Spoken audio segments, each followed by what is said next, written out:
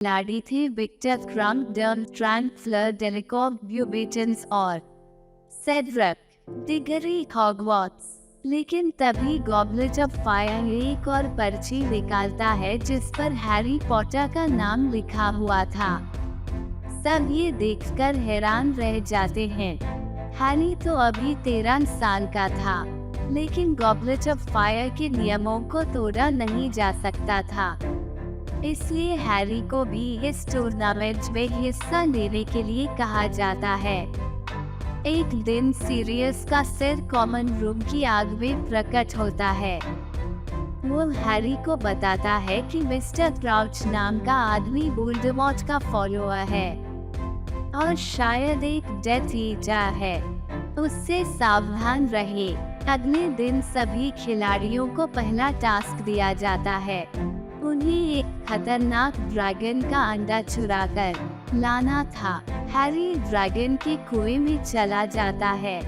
Hagrid ने उसे पहले ही ड्रैगन के बारे में टिप्स दी थी। वो अंडा हासिल करने में कामयाब हो जाता है। इससे पहले कि ड्रैगन उस पर हमला करता, वह अपनी जादुई झाड़ू से अंडे को लेकर उड़ जाता है। उसे सबसे ज्यादा मार्क्स मिलते हैं।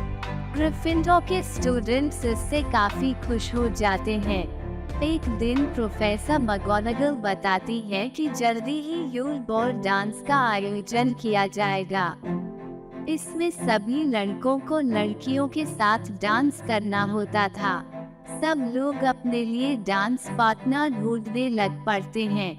हैरी कोशिश करके चो नाम की एक लड़की से डांस के लिए पूछता है, लेकिन वह कहती है कि वह तो पहले ही सेड्रिक को हाँ बोल चुकी है। रॉन भी जब हर्माइनी से पूछता है तो वो कहती है कि वो किसी और के साथ जा रही है। अंत में जब हैरी और रॉन को कोई नहीं मिलता तो वे पाटल बहनों से पूछते हैं। वे इसके लिए राजी हो जाती हैं। यूल बॉल वाले दिन रॉन देखता है कि हर्माइनी विक्टर क्रम के साथ डांस कर रही थी। ये देखकर उसे बहुत ही ईर्ष्या होती है। उधर हैरी भी देखता है कि जो सेड्रिक के साथ डांस कर रही थी, उसे भी अच्छा नहीं लगता। अगले दिन हैरी देखता है कि हर्माइनी और रॉन की बहस हो रही थी। रॉन उससे पूछ रहा था कि आखिर वो उसे छोड़कर विक्टर के साथ डांस करने के लिए क्यों गई। हर्माइनी कहती है कि उसने उसे आखिरी ऑप्शन के तौर पर क्यों पूछा। लेकिन कुछ देर बाद उनके मतभेद दूर हो जाते हैं। अगले दिन टूर्नामेंट का दूसरा टास्क शुरू होता है। सभी खिलाड़ियों को पानी के नीचे जाकर कोई बेशकीमती चीज लानी थी। हैरी सोच में पड़ा हुआ था कि वो पानी के नीचे जिंदा कैसे रहेगा। तभी डॉबी आता है और उसे गिलीवीड नाम की अर्ब देता है। इसके इस्तेमाल से हैरी के गिल्स आ जाते हैं और वो पानी में आसानी से सांस ले पाता है। पानी के अंदर पहुंचकर हैरी देखता है कि उसके दोस्त रॉन, हर्माइनी और जो बंधे पड़े थे। इसके साथ ही फ्लर की बहन भी बंधी पड़ी थी। हैरी समझ जाता है कि उसे अपने दोस्तों को निकालना है। वो एक एक करके उन सब को ऊपर ले आता है। वो देखती है कि फ्लर वहां नहीं पहुंच पाई थी। इससे उसकी बहन मर सकती थी, इसलिए वो उसे भी किनारे पर ले आता है। इस मॉरल एक्ट की वजह से हैरी को सबसे ज्यादा मार्क्स मिलते हैं।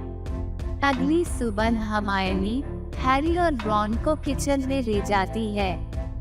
वे वहां देखते हैं कि डॉबी अपनी दोस्त विंकी के साथ खड़ा था। विंकी ने शराब पी रखी थी। वो नशे में कह रही थी कि उसने अपने मास्टर मिस्टर क्राउच का एक सीक्रेट संभाल कर रखा हुआ है। वे सब सोच में पड़ जाते हैं कि आखिर विंकी कर क्या रही है।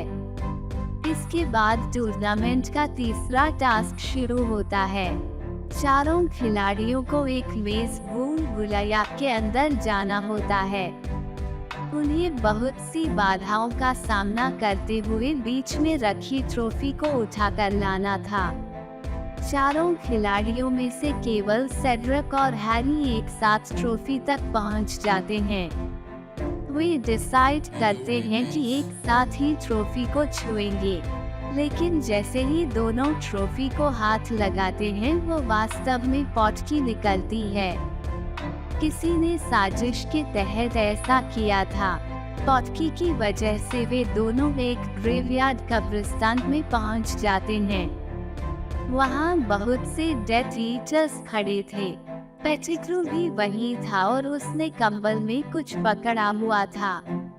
अचानक से एक हुड वाला आदमी सेड्रिक को आवारा केडावरा के कर्ज से मार देता है। बाकी लोग हैरी को बांध देते हैं। फिर वे एक रिचुअल शुरू कर